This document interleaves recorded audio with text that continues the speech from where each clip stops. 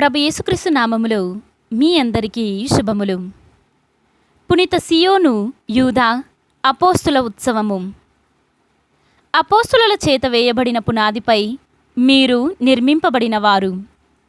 మొదటి పట్టణము పునీత పౌలు గారు ఎఫెసీయులకు రాసిన లేఖ 2వ అధ్యాయము 19వ వచనము నుండి 22వ వచనం వరకు. కనుక అన్యులారా, మీరు ఇక పరదేశులు, పరాయివారు కారు.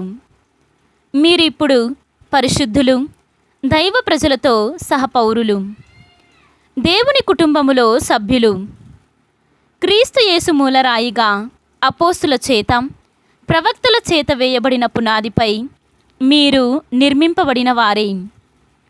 ఆ భవనమంతయు ఒకటిగా నిలిపి దానిని ప్రభువునందు పవిత్ర దేవాలయముగా పెంపొందించువాడు క్రీస్తే.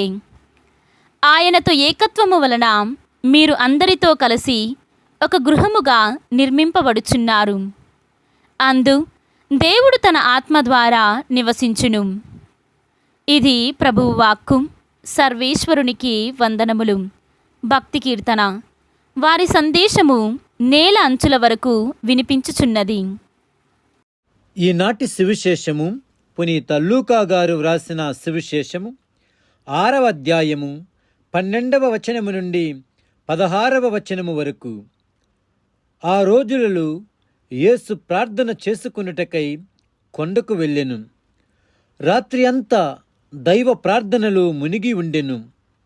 ప్రాతకాలమున తన శిష్యులను పిలిచి వారిలో 12 మందిని ఎన్నిక చేసి వారికి అపోస్తులు అని పేరు పెట్టెను.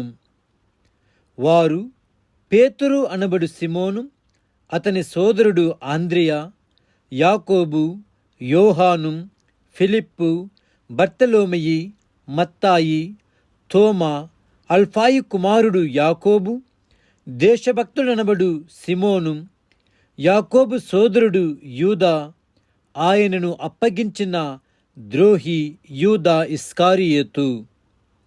ఇది క్రీస్తు సువిశేషము. క్రీస్తువా, మీకు స్తుతి కలుగునుగాక.